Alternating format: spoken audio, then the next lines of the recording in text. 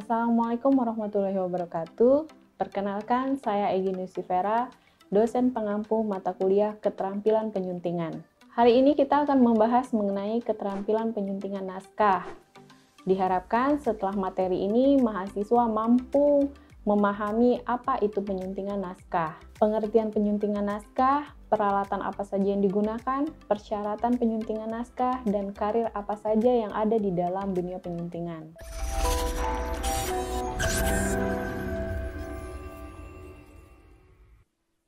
Hal yang pertama yang perlu kita bahas adalah konsep umum mengenai penyuntingan naskah. Menyunting naskah merupakan pekerjaan yang membutuhkan kemampuan intelektual dan kemampuan teknis. Kemampuan intelektual dibutuhkan dalam memenuhi wawasan yang memadai untuk validasi data di dalam sebuah naskah. Kemampuan teknis dibutuhkan dalam pemilihan kata, kalimat, tanda baca yang ada di dalam sebuah naskah. Dengan adanya kemampuan intelektual dan kemampuan teknis, diharapkan dapat menerbitkan sebuah naskah yang layak dibaca, layak terbit, dan mudah dipahami oleh para pembaca. Menyunting juga dapat diartikan sebagai membaca kembali dengan tujuan menemukan kesalahan-kesalahan yang tidak sengaja terlewatkan pada saat pembuatan sebuah naskah. Produk yang membutuhkan keterampilan penyuntingan antara lain buku,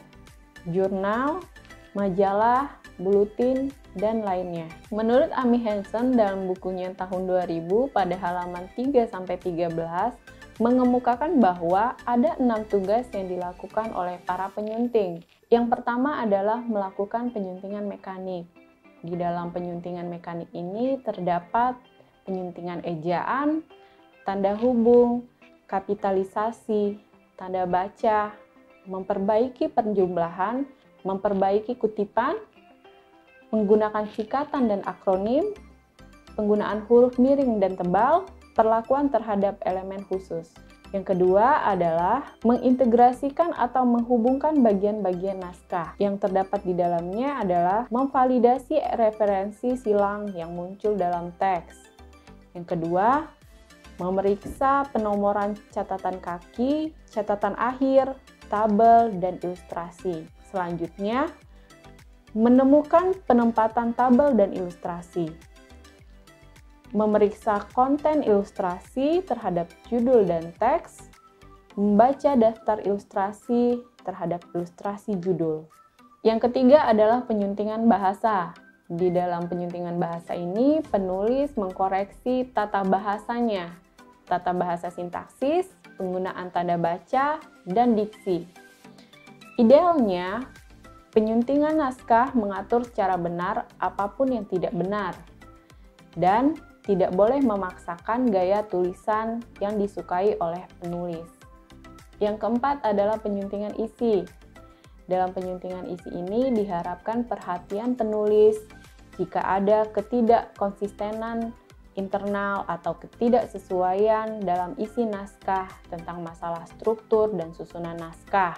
Seorang penulis diminta untuk memperbaiki jenis masalah-masalah ini dengan melakukan pengeditan atau penulisan yang berat.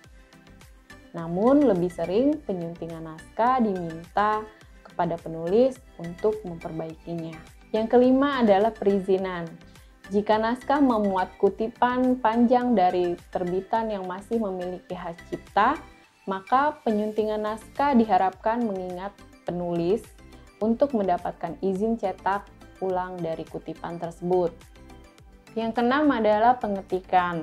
Penyunting naskah yang mengerjakan hard copy biasanya diminta untuk menulis kode pengetikan di margin kanan dan kiri. Penyunting naskah yang bekerja di depan layar laptop mungkin diminta untuk memasukkan kode pengetikan di awal dan di akhir pada setiap elemen. Materi selanjutnya yang perlu kita bahas mengenai persyaratan dan karir dalam bidang penyuntingan.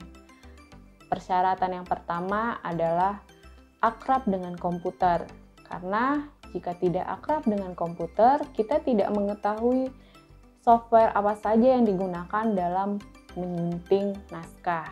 Selanjutnya, memiliki kreativitas, berorientasi detail, mematuhi tenggat waktu, dan memiliki keunggulan dalam berkomunikasi tulis atau verbal. Ada beberapa syarat lagi yang perlu kita patuhi adalah mampu melakukan pengoreksian dalam bidang ejaan, tanda baca, tata bahasa, serta kemampuan membangun satu saran secara cermat. Selanjutnya adalah pemeriksaan fakta yang kuat, mampu bekerja sama, dan yang terakhir adalah memahami etika penyuntingan naskah. Di mana seorang penyunting bekerja? Pertanyaan tersebut seringkali kita dengar.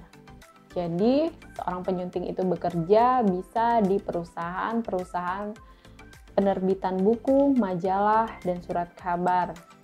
Bahkan, sejalan dengan perkembangan teknologi, lapangan kerja penyuntingan ini bisa di media-media elektronik yang berupa radio, televisi, dan internet.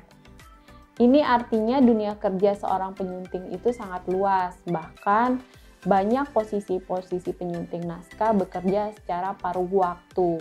Karena kebanyakan perusahaan, terutama penerbitan majalah, hanya memerlukan penyuntingan pada saat di akhir penulisan naskah saja.